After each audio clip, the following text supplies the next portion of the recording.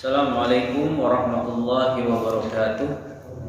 Kategori doa yang ke-8, ayyad'u Allah ta'ala 'inda qabrin nabi aw wali aw ma ya'taqidu annahu kadzalik aw mutlaqul maqabir. Berdoa kepada Allah Subhanahu wa taala di sisi kuburan Nabi. Berdoa kepada Allah di sisi kuburan Nabi atau di sisi kuburan wali, atau dia berdoa kepada Allah ya di sisi kuburan yang dia yakini itu wali, atau dia berdoa kepada Allah Subhanahu wa taala di seluruh kuburan gitu ya. Ya, seluruh kuburan. Wa hadza suratani, ini ada dua bentuk. Ini ada dua bentuk.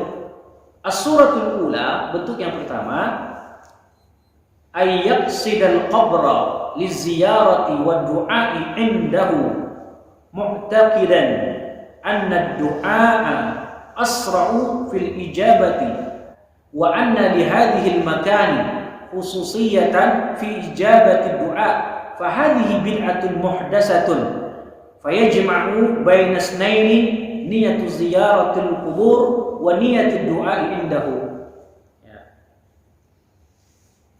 Pergi ke kuburan untuk ziarah dan berdoa di sisi kubur nabi atau wali atau sejenisnya dengan keyakinan bahwa doa di situ lebih cepat dikabulkan karena itu adalah tempat yang khusus agar terkabulnya cepat doa. Hadhihi bid'atun munkar, ini bid'ah muhdats, bid'ah yang baru. Karena dia menggabungkan antara ziarah kubur dengan niat doa di sisi kuburan. Yaqulu Syekhul Islam Ibnu Taimiyah fi Iqtida'is Shiratal Mustaqim. Berkata Syekhul Islam Ibnu Taimiyah di dalam Iqtida'is Shiratal Mustaqim jilid 2 halaman 195 sampai dengan 196. Mubayyinan hukm du'a indal kubur, ketika beliau menjelaskan hukum doa di sisi kuburan wali ataupun nabi atau sejenisnya. Ayyataharrad du'a'u indaha bihaitsu yasta'irru anna du'a hunaka ajwabu minhu fi ghairi. Fa hadha naw' manhiyun anhu imma nahyun tahrimun aw tanzihun wa huwa ila tahrimi aqrabu. Yang dimaksud doa di sisi kubur wali, di sisi kubur nabi, di mana orang yang berdoa tersebut merasa bahwa doa di situ lebih cepat terkabul daripada tempat lain. Maka ini termasuk jenis doa yang dilarang. Baik itu dilarang hukumnya haram atau makruh, bisa saja makruh. Namun yang lebih dekat hukumnya adalah haram. Lebih dekat hukumnya haram, kata beliau. Kenapa? Li'anna Nabiyya sallallahu alaihi wasallam naha an ittikhadhiha masajidan wa ittikhadhiha 'idan wa 'anis salati 'indaha. Karena Nabi sallallahu alaihi wasallam itu melarang untuk membangun ya kuburan di atas masjid. Melarang kuburan itu tempat hari raya, melarang kuburan itu, melarang sholat di kuburan. Coba, kenapa larangan itu ada? Itu semua ibadah kan? Nah, berarti jangan kita berada di kuburan, karena jelas Rasulullah SAW mengatakan melarang untuk membangun kuburan di masjid, menjadikan kuburan untuk hari raya, menjadikan kuburan untuk sholat. Itu semua ibadah nggak? Nah, ngapain kamu datang ke kuburan doa di situ? Nah, itu dalilnya kata Ibnu Taimiyah. Walladzi yubayyinu dzalika umur ahaduha, dan yang menjelaskan perkara ini salah satunya annahu qad tabayyana anna al-illata allati nahan nabiy sallallahu alaihi wasallam li'ajliha an as-salati 'indaha innama huwa li alla tuttakhidha dzari'atan ila nau'i syirk. Salah satunya yang sangat terang benderang alasan kenapa Nabi sallallahu alaihi wasallam melarang berdoa kepada Allah di sisi kuburan Nabi, di sisi wali atau sejenisnya, karena tujuannya adalah agar amalan-amalan tadi, ya, berdoa kepada Allah di sisi kuburan Nabi, di sisi kuburan wali, itu untuk menutup, ya, jalan menuju kesyirikan, ya, menutup untuk jalan kesyirikan. Wa minal ma'lum anna al-muttarra fi du'a alladhi qad nazalat bihi nazilatun fayad'u li istijlabi khairin kal istisqa'i. Apa kata Ibnu Taimiyah? Wa minal ma'lum, kita ketahui doa seseorang yang dalam keadaan terdesak ketika ditimpa musibah, maka dia akan berdoa untuk bisa mendapatkan kebaikan, seperti meminta hujan, liraf'i syar'i kal istinsar, meminta supaya diangkat keburukan, itu meminta pertolongan. Haluhu fi iftitanihi bil qubur idza raja al ijabata indaha a'zamu min hali man yu'addil fardha indaha fi halil afiyati. Maka keadaan orang ini dalam keterpautan hatinya terhadap kuburan, ketika dia mengharapkan dikabulkan doanya di sisi kubur, itu lebih besar daripada keadaan orang yang menunaikan sholat di sisi kubur dalam keadaan sehat walafiat. Jadi maksudnya orang itu kalau terdesak kena musibah, doa itu pengen cepat supaya mendapatkan kebaikan, gitu ya. Berbeda dengan keadaan orang yang dia berdoa atau sholat di kuburan dalam keadaan lapang, gitu ya. Beda. Yang pertama itu berbahaya, karena kalau yang kedua ini jarang sebenarnya. Ya. Fa inna aksarul musallin fi halil afiyati la takadu qulubuhum tuftanu bidzalika illa qalila. Karena kebanyakan orang yang sholat atau orang yang berdoa dalam keadaan dia sehat, dalam keadaan dia lapang, hampir-hampir hatinya tidak terfitnah dengan kuburan. Ada tapi sedikit, kata Ibnu Taimiyah. Ada tapi sedikit.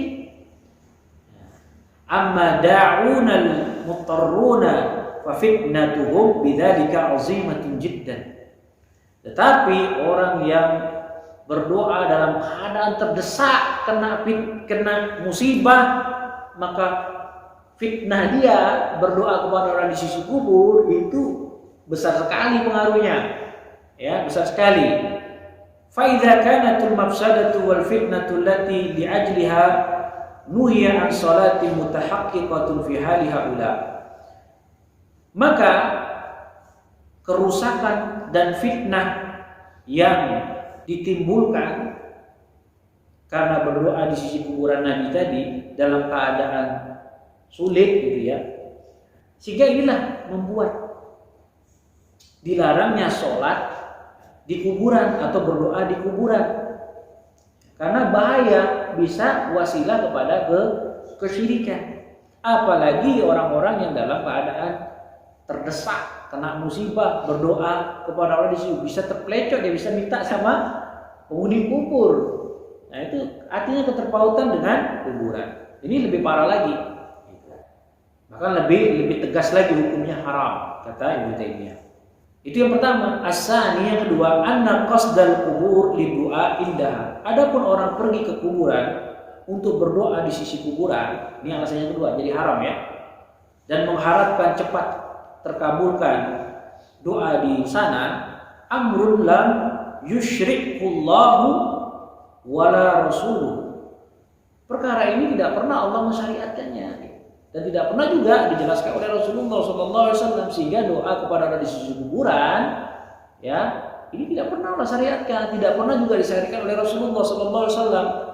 Wala fa'alahu ahadun minas sahabati wala tabi'ina wali a'immatil muslimin, dan tidak ada satupun perbuatan ini dilakukan oleh para sahabat, tidak dilakukan oleh para tabi'in, tidak dilakukan oleh para imam-imam dari kaum muslimin.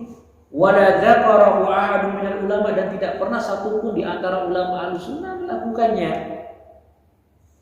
Wa ashabu Rasulillah sallallahu alaihi wasallam qad ajnabu marrat, kata Ibnu Taimiyah. Sahabat-sahabat Rasulullah sallallahu alaihi wasallam, mereka itu sungguh mengalami yang namanya kekeringan. Musim kemarau, paceklik, panjang itu dirasakan oleh para sahabat. Wadahamatkum nawaibu ghairu dzalik, dan para sahabat itu diserang dengan segala musibah banyak sekali. Fahalla ja'u istasqau wastaghathu inda qabrin nabi. Maka pertanyaannya, kata Ibnu Taimiyah, apakah dalam kondisi tadi para sahabat itu datang minta hujan, minta tolong kepada Allah di kuburan Nabi? Ada enggak? Ada enggak? Tetapi kenyataannya pada saat itu bal kharaja Umar bin Abbas. Tapi kenyataan malah Umar bin Khattab pada saat itu khalifah yang kedua dalam musim panas paceklik, tidak dia minta kepada Allah di sisi kuburan Nabi, enggak, tetapi datang kepada paman Nabi Al-Abbas, fastasqa bihi, meminta kepada paman Nabi supaya mendoakan kepada Allah hujan turun. Itu saja. Walam yastasqi inda qabrin Nabi, tetapi Umar bin Khattab tidak berdoa kepada Allah meminta hujan di sisi kuburan Nabi. Padahal itu sangat memungkinkan kalau dilakukan, kalau itu utama. Kalau sedikit saja ada alasan, maka berdoa kepada Allah Subhanahu wa taala di sisi kuburan Nabi, di sisi kuburan wali atau kuburan pada umumnya, walaupun dia minta sama Allah, karena cepat nanti doanya terkabulkan. Bid'atun munkaratun, bid'ah yang munkar. As-suratus tsaniyah, gambaran yang kedua, ayyahsulad du'a'u indal qabri bihukmul iktifa biduni qasdin sadiqin wa taharrin. Berdoa di kuburan tanpa disengaja gitu, kebetulan ya, tanpa ada tujuan sebelumnya, tanpa melakukan riset dulu, lalu dia berdoa kepada Allah Subhanahu wa taala dalam perjalanannya, tiba-tiba dia melewati kuburan gitu. Ini tanpa ada tujuan, tanpa maksud, tanpa riset, dicari-cari gitu ya. Tapi kebetulan dia lewat. Atau orang yang kebetulan dia menziarahi kubur, lalu dia memberi salam, ya ahli kubur, assalamualaikum inna lillahi, dan seterusnya. Lalu dia berdoa untuk penghuni kubur, sekaligus dia berdoa kepada untuk dirinya sendiri. Dan ini ada dalam sunnah dan boleh. Kemudian al-martabatu tasi'atu, kategori doa yang ke-9, su'alu ghairillah ta'ala ma'allah. Berdoa kepada selain Allah, di samping juga dia berdoa kepada Allah. Ini syirik akbar. Wa hadzal martabatu tahsulu bitasyriki ghairillah ma'allahi ta'ala. Kategori doa yang ke-8 ini, yang ke-9 ini, terjadi persekutuan. Baik dia lakukan dengan menyertakan perbuatannya, atau melakukan sesuatu yang memang menunjukkan itu persekutuan. Ya, seperti perkataan kuburiyun, para penyembah kubur. Dia mengatakan, ya Sayyidi al-Badawi, ya Abdul Qadir al-Jailani, ishfi maridi, sembuhkan penyakitku. Fahum yad'una masyayikhahum wa awliya'ahum. Dan kondisi yang ke-9 ini, mereka meminta kepada syekh-syekhnya, kepada wali-walinya, dan wa ya'udduna asma'ahum mustaghithina bihi wa mustanjidina. Mereka menyebut satu-satu nama syekh-syekhnya dalam keadaan dia meminta tolong kepada syekhnya, meminta bantuan kepada syekhnya. Wa yadhkuruna Allah fi jumlatihim ka'annahu wahidun min tilkal a'da. Ya.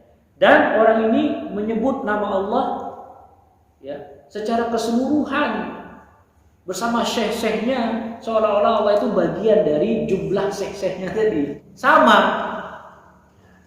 Wa fi dzalika yaqulu Husain An-Na'mi, berkata Husain An-Na'mi dalam hal ini, beliau mengatakan wa talima syahidna ubada arbab hadhihi al-qubbab idza iltatamat alaihim amwajul bahri al-qubbab sami'tu dzikra Zaidi wal Haddad wa kullun yad'una syaikhahu inda dzalika iddirab. Kita sering menyaksikan para penyembah ilah, penyembah kubur maksudnya ya.